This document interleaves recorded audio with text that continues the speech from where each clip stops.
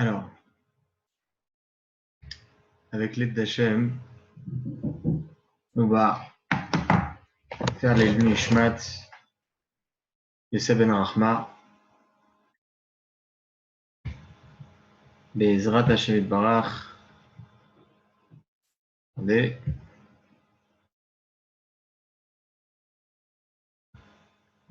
Alors, Be'ezrat Hashem, on va faire les Nishmat Yosef ben Rachma, que ce soit pour l'élévation de son âme, qui est Nishmato Tzorah Betzorah Chaim.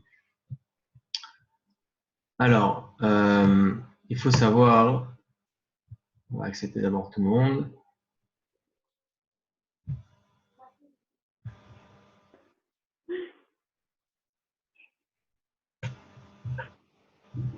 Alors, comme on a dit, les Nishmat Yosef ben Rachma.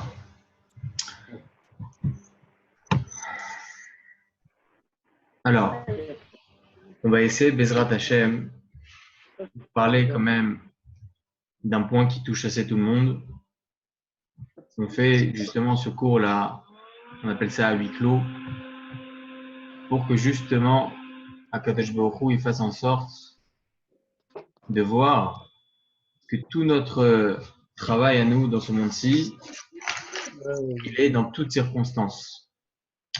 Méchané, qu'on soit confiné, qu'on ne soit pas, on le fait, on étudie la Torah et on enseigne.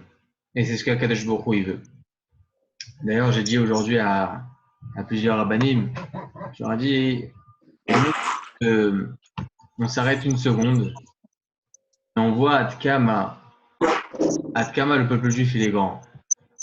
Le monde entier, il est dans c'est une catastrophe. Selon eux, pour eux, c'est une catastrophe ce qui se passe, une catastrophe sanitaire. Il y a énormément de problèmes, les gens, ils en parlent énormément. Il y en a même qui se suicident, on a entendu aujourd'hui. Et le peuple juif, qu'est-ce qu'il fait? Il pose des questions. Comment on fait la tfila beminyan? Est-ce que le fait de faire à la maison, en direct, ça peut être considéré comme étant une tfila beminyan? Est-ce qu'on a le droit de mettre de l'alcool dans les mains durant Shabbat? Est-ce qu'on peut ne pas boire le verre du kiddush que le Mekadesh a bu déjà à l'intérieur de peur que peut-être qu'il soit contaminé? Est-ce que les femmes avec le mikvé, comment ça se passe? C'est extraordinaire. Comment le peuple juif, il est rattaché à la Torah? Nous, on se pose des questions sur ce qui se passe au niveau halachique, et le monde entier, il s'affaire aux choses qui sont plus gashmi. Et c'est ça notre peuple. Nous, ce qu'il faut savoir, c'est que on doit rester avec notre particularité. Et notre particularité, c'est quoi justement? C'est notre Torah. Qu'est-ce qui peut offrir à l'homme la santé? Qu'est-ce qui peut offrir à l'homme la possibilité de rester en vie toujours Bessimcha? C'est l'étude de Torah. C'est cette étude de Torah qui va nous sauver. D'ailleurs, c'est très intéressant. Pourquoi? Parce qu'on va voir dans la Haggadah de Pessah, on appelle ça Pessah, Kadosh Baruch Hu, il va sauter en Égypte, il va sauter donc les maisons des Bnei Israël. Kadosh Baruch Hu, il demande un truc. Reste confiné chez toi. Reste tranquillement chez toi. T'en fais pas, je veux pas te toucher. Mais à une seule condition. Tu mets du sang sur les linteaux. Alors, je pose la question, les Mefarshim, à quoi ça sert de mettre du sang sur les linteaux, du sang du Korban Pessah? Quel rapport pour Akadosh Baruch Hu, il a besoin de ça? Évidemment que non. Hachem, il n'a pas besoin de ça. C'est évident. Alors, pourquoi Akadosh Baruch Hu, il nous demande de faire ça? Tout simplement pour voir si tu vas le faire. C'est ce que Akadosh Baruch Hu, il attend de toi. Est-ce que tu vas faire ce que je te demande? Tu l'as fait, je ne te toucherai pas. Eh bien, im bechokotai telechu, vet misvotai tishmoru. Si tu suis mes préceptes, mes misvot, mes lois, t'en fais pas, tu auras beaucoup de brachot. Par contre, Hazé Shalom, si tu suis pas, alors là, c'est une autre paire de manches. Ce qu'il faut faire maintenant, c'est l'étude de Torah. C'est l'accomplissement des mitzvot. J'ai même entendu que certaines grandeurs politiques, je ne citerai pas parce que je ne sais pas si c'est vrai, ont commencé à mettre les tefilines. Pourquoi? Parce qu'ils le savent eux-mêmes que la seule possibilité de rester en vie, c'est d'accomplir la mitzvot. C'est ce qu'Akadosh Baruch Hu, il attend de nous. Maintenant, t'as peur, t'as pas peur, c'est évident. Tout le monde a une certaine peur, une certaine crainte. Mais nous, non, on ne doit pas l'avoir. Parce que si on a la Emouna, que tout vient d'Akadosh Baruch Hu, bien sûr, on doit faire en sorte de garder les instructions du ministère de la Santé, c'est évident. Et ça, toutes les Gdolé Israël le disent, que ce que disent le ministère de la Santé, on doit suivre. Veuille ou non, même si ça engendre par le fait qu'on doit rester à la maison, on ne prie pas avec Minyan, etc. Zélo Méchané. Ce que disent le ministère de la Santé, c'est comme si c'était Picor Nefesh pour nous. On est obligé de suivre ce que dit le ministère de la Santé. Ça, c'est la Ishtablout que l'homme doit faire. Mis à part ça, il n'a aucune crainte à avoir. Parce que tout simplement, la personne doit se dire que tout vient d'Akadosh Baruch Hu. À partir du moment où on sait ça, on doit être toujours Bessimcha. Hachem, il a déjà prévu une heure à laquelle la personne doit succomber. Que l'on veuille ou non, nous sommes des êtres humains, nous ne sommes pas des anges. Ok? Donc c'est évident qu'un jour ou l'autre, on n'est plus là. Là, Kadesh Baruch Hu, il a prévu. Il a prévu quand est-ce que la personne elle doit partir, quand est-ce que la personne elle peut encore rester. Combien d'années il doit rester dans ce monde? Kadesh Baruch Hu, il a prévu tout ça. Donc Mazé Méchané, toi tu fais ton travail, Habibi. Toi tu étudies la Torah, toi tu fais les misotes, maintenant tu restes Bessimcha. C'est tout ce qu'il faut faire. Ce Shabbat, ça va être un Shabbat extraordinaire. Ça, vous l'avez vu sûrement sur tous les réseaux sociaux et tout ça, que c'est un Shabbat extraordinaire. Ça fait déjà des mois et des mois que le gouvernement, certaines municipales, essayent, et qui ont réussi, à mettre donc les transports publics dans certaines communes en Eretz d'Israël. Ils ont voulu laisser la possibilité aux gens de travailler, de garder leur restaurant ouvert. Ici, à faire passer cette loi-là. Yad, de suite, a envoyé un virus qui a fait en sorte que justement toutes ces communes-là arrêtent les transports publics, arrêtent les restaurants, arrêtent les cafés, arrêtent les boîtes de nuit, arrêtent tout ce qu'il faut pendant Shabbat. Et là, ce Shabbat, ça va être un des premiers Shabbats, un des seuls Shabbats, je pense, depuis que l'État d'Israël est monté, que chaque juif dans ce monde ne se rendra pas dans un bête café, dans un café, ni dans un restaurant pendant Shabbat, ni prendra le transport public, ni rien du tout. Et ça, c'est un srout énorme pour le Ham Israël. Il a écrit comme ça que si le Ham Israël n'est pas assez méritant, Akadosh Baruch Hu, il est obligé d'envoyer le Mashiach. Obligé. Donc, il rendra obligé les gens à suivre la Torah. Comment? Avec tout ce qui se passe. Transport public, tu voulais faire, frérot? Eh bien, il n'y a plus. Tu voulais rentrer dans un restaurant pendant Shabbat? Eh bien, il n'y a plus. Interdit de rentrer. C'est comme ça que ça se passe. Chaque personne doit se remettre en question. Parce que c'est comme ça. Kadosh Baruch Hu, lorsqu'il envoie quelque chose, c'est pour être les pêche de Ma'asav. Il doit rester toujours Bessimcha, le Méchané. On n'est pas, Baruch Hashem, nous, on a la Emouna. Chaque personne doit se remettre en question sur les choses auxquelles il doit s'arranger, sur les choses auxquelles il peut s'arranger, il peut évoluer. La Torah, elle n'est pas faite pour mourir. La Torah, elle n'est pas là pour obliger la personne à suivre la Torah. Non, on ne bouge rien. Bahar tabachaim. Tu choisis ce que tu veux faire. Mais essaye, Habibi, de rajouter quelque chose, d'augmenter sur un point sur lequel tu sais très bien que tu es un peu de côté. Et c'est sur ça Kadesh Baruch Hu, il va prendre les mérites. Tu vois, j'ai envoyé un virus pour que telle personne, demain, puisse, Baruch Hashem, ne pas aller dans un café. Et ça vaut tout l'or du monde pour Kadesh Baruch Hu. Et bien ça, c'est très important. Tout à chacun, Bezrat Hashem Itbarach, d'évoluer en Torah, en Mizot, en Maasim Tovim. Et c'est que ça qui va justement nous donner la possibilité d'avoir le Mashiach Tzidkenu Bikaron Mamash. il y a beaucoup de questions qui ont été posées halachiquement par rapport justement à ce Covid-19, par rapport au fait que les gens sont obligés de rester confinés à la maison. Une des questions qui a été posée et qui a fait un peu polémique aujourd'hui, c'est le fait de prier à la maison en direct avec une communauté. Alors, il faut savoir, il y en a plein qui ont dit la vie du Rav Israq Yosef. Il faut savoir que la vie du Rav Israq Yosef, elle est simple. La halakha est la suivante. Lorsqu'il y a 10 personnes dans une communauté, donc il y a déjà minyan, il y a déjà minyan, et après on retranscrit en direct, on retransmet en direct Facebook, YouTube ou n'importe quelle autre plateforme, on retransmet en direct le minyan et la personne en même temps elle prie, elle a tout à fait le droit de répondre Amen au Kaddish et répondre à la Kedusha, il n'y a aucun problème, mais ça ne sera pas considéré comme ayant prié Béminyan. Mais c'est quoi l'intérêt à cela? Il faut savoir qu'il y a deux choses lorsqu'on prie avec une communauté. C'est Berov 1, Madrat Meler, le fait qu'on est plus en public, il y a plus de magnificence pour Akadosh Baruch Hu, et aussi par le fait qu'il y a la Shrina dans l'endroit. Là, la personne, quand elle va prier chez elle, elle va pas être considérée comme étant dans un minyan. Elle va faire en sorte qu'il y ait Berov 1 Madrat Meler, qu'il y ait un plus grand sibour, un plus grand public. Et c'est ça l'importance.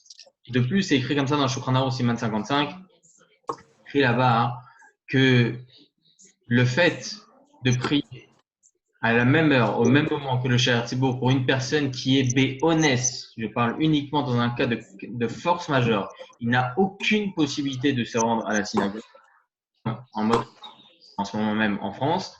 Alors à ce moment-là, effectivement, on peut se suffire justement de ce satellite-là, de ces plateformes-là qui vont retransmettre donc la tfila en public. D'ailleurs, Laura Bokhana vient de nous envoyer à diffuser. Bezrat Hashem Yitbarach. Et ça sera justement le minyan le plus grand mondialement. Okay, il y a énormément de juifs qui vont se connecter à cette plateforme-là pour Bezrat Hashem faire Shacharit Mincha et Arvit en public. Ça, c'est par rapport à cette question-là qui a été posée. Mais attention, si l'endroit à laquelle on va filmer le minyan, il n'y a pas minyan, il n'y a que 3, 4 personnes, 5 personnes, le méchant est combien? Ok. Alors là, on n'aura tout à fait pas le droit, pas du tout le droit de répondre ni au Kaddish, ni à Gdusha, ni rien. Et d'ailleurs, même eux, ils n'ont pas le droit de ni faire Kaddish. Là. Parce que toutes les brachot qu'ils vont faire, toute la chazara qu'ils vont faire, la chazara du Sharat Tzibour, n'importe, qu'ils vont faire, ça sera considéré comme étant bracha levatala. Et ça, c'est très important de diffuser parce que les gens, ils pensent que quand on est une personne ici à Paris, une personne à Bordeaux, une personne à Montpellier, etc., et ça fait 10 personnes, ils pensent que c'est considéré comme étant minyan. Et ça, c'est totalement faux. C'est pas minyan. Il faut qu'il y ait tout d'abord un minyan déjà à huis clos, comme il a dit Laura Bokhana, à huis clos dans un endroit. On va filmer là-bas. Alors effectivement, les autres personnes, ils peuvent répondre Amen, Agdusha, etc. Mais lorsqu'il n'y a pas un minyan dans un endroit, ça ne sera pas considéré comme étant minyan. On n'aura pas le droit de faire ni Kaddish, ni Gdusha, ni Chazarat, la Chazarat du Sha'ar Tzibour. Ça, c'est par rapport à cette première question. La deuxième question qui a été posée aujourd'hui, c'est les gens, ils foncent dans les supermarchés. C'est un peu bête, mais bon, même à la fête, il y en a plein qui sont un peu stressés. Ils vont beaucoup dans les supermarchés pour acheter énormément de réserves, des pâtes et tout ça. Ils se rendent compte qu'on est à peine à 2 semaines et 3 semaines de Pessah. Donc, comment il fait avec tout ça? Est-ce qu'il doit jeter? Est-ce qu'il ne doit pas jeter? Est-ce qu'il a le droit de garder? On ne sait pas combien de temps ils vont être en confinement. Ils parlent de 15, 30, 45 jours, on ne sait pas. Donc, est-ce que la personne a le droit de garder ce Hametz ou bien il est obligé de le jeter? Il faut savoir que halachiquement, comme ça, tranche Maran Arav Ovadia Yosef, Zichron Tzadi Vikedosh Livracha, il faut savoir que on a tout à fait le droit de garder du Hametz, mais Karadine, selon la loi stricte, c'est évident qu'une personne qui peut être marmire et qui peut brûler donc son Hametz, c'est bien mieux. Mais si elle doit garder du Hametz, parce qu'elle en a beaucoup, elle en a beaucoup acheté, et elle a besoin, juste après Pessah, elle a besoin de son Hametz, elle ne sait pas s'il va en rester dans les supermarchés. Alors là, effectivement, on a tout à fait le droit de se fier à la Mechirat Hametz, à la vente du Hametz, ok? de la rabbanout uniquement, ok, ou bien d'autres plateformes qui font comme il faut, comme il se doit au niveau halachique la vente du Hametz, et pas se suffire d'une vente soi-disant vente, ou bien du rabbinat, c'est le mieux. Ok, à partir du moment où le rabbinat va faire la vente du Hametz, alors là, ça sera considéré comme étant une vente, même si on sait très bien qu'après Pessah, on va réutiliser ce Hametz-là. Ok, donc ça, c'est important à savoir. Une autre question qui a été posée, c'est par rapport à l'alcool-gel. Est-ce qu'on a le droit de le mettre pendant Shabbat? Il faut savoir que cet alcool-gel, on l'appelle comme ça parce que c'est considéré comme étant un gel, mais c'est considéré aussi comme de l'alcool. Donc l'alcool, c'est quelque chose qui est beaucoup plus liquide que le gel même. Et donc on le voit très bien, on le met tout le temps maintenant à une période. À partir du moment où on met l'alcool-gel et on l'étale sur la main, directement, on le sent plus, on sent que une air fraîche comme ça, mais uniquement, on sent pas du tout de gel sur la main. C'est pour cela que j'ai entendu un raf qui a dit aujourd'hui que c'était interdit, mais il faut savoir que la halakha n'est pas tenue comme ça, et c'est permis de mettre pendant Shabbat sans aucun problème. Une autre question qu'on m'a posée aujourd'hui, c'est la semaine dernière déjà, c'est est-ce qu'on on est obligé de boire le verre du kidouche de la personne elle-même. Par exemple, le père de famille, il fait le kidouche et on a crainte un peu de boire de son verre de kidouche. Est-ce que on a le droit de ne pas boire de lui ou pas? Alors, il faut savoir qu'alachiquement, c'est pas obligatoire. On est tous marmerim, bon, mais c'est très très bien. C'est pas obligatoire de boire de ce vin-là. Mais peut être marmer et boire du vin. Alors, ou bien avant que le Mekadesh, celui qui va faire le kidouche, avant qu'il boit ce vin-là, alors, ou bien ils versent dans un autre verre et après ils verseront chacun dans son verre, ou bien avant le kidouche, chacun verse dans un verre et ils utilisent ce vin-là pour boire le jus de raisin. C'est pas obligé de boire directement du verre du Mekadesh. Alors, il faut savoir autre chose, ça c'est très important, que savoir que cette qui passe énormément, Hachem Yerachem, Shelon Eda Betzarot, beaucoup de Gdolé Israël ont rapporté plusieurs téphilotes et plusieurs ségoulottes. Moi, je ne suis pas un Baal Ségoula, ok, même si le Ham Israël a un Ségoula. Il faut savoir que nous, notre intérêt, c'est d'étudier la Torah. Notre intérêt, c'est d'augmenter en Torah. Et nous, c'est-à-dire sur toutes les actions. Mais Rav Israël Yosef, il a dit deux choses. Rajouter après la Hamida, rajouter le passage de Avinu Malkenu qu'on a l'habitude de faire pendant la période de Elul et des 10 jours de pénitence, et bien être madgif, bien mettre en relief, ok, lorsqu'on arrive à Avinu Malkenu, Mena Magefa Minachaletecha. C'est-à-dire que Kadosh Baruch Hu nous enlève donc les magéfotes, tous ces virus là qui sont dans nos camps et tout ça. Ça, c'est la première chose. Et seconde chose à faire aussi, c'est lorsqu'on arrive le lundi, jeudi et le Shabbat, lorsqu'on ouvre le Echal, on fait une fila, qui est rapportée dans le feuillet hebdomadaire, vous pouvez le voir là-bas. Cette fila-là, c'est important de la dire lorsque on ouvre le Echal le lundi, jeudi et le Shabbat. Ça, c'est très important. Ça, c'est par rapport au Covid-19. Voilà combien la Torah elle s'amplifie grâce au virus. On pas le bon côté des choses. Encore une fois, il faut rester toujours Bessimra. Je veux dire quelques mots, les Nishma, donc encore une fois, Yosef Ben Rachma. Ce soir, c'est quelques mots sur Pessah. Il faut savoir qu'il existe énormément de coutumes à Pessah. Il existe énormément de coutumes ashkénazes, séfarades, marocains, tunisiens, algériens, russes, je ne sais pas quoi, Biélorussie. Chaque personne a sa coutume, chaque personne a des habitudes qu'ils ont eues par rapport aux parents et tout ça.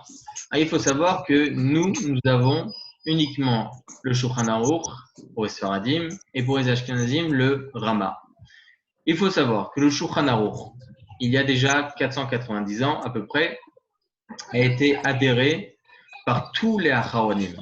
Par tous les Acharonim. À partir du moment où Maran Shulchan Aruch, il a été adhéré par tous ces Acharonim, alors chaque séfarade dans le monde entier, pas seulement en Israël, ont accepté ces halachot.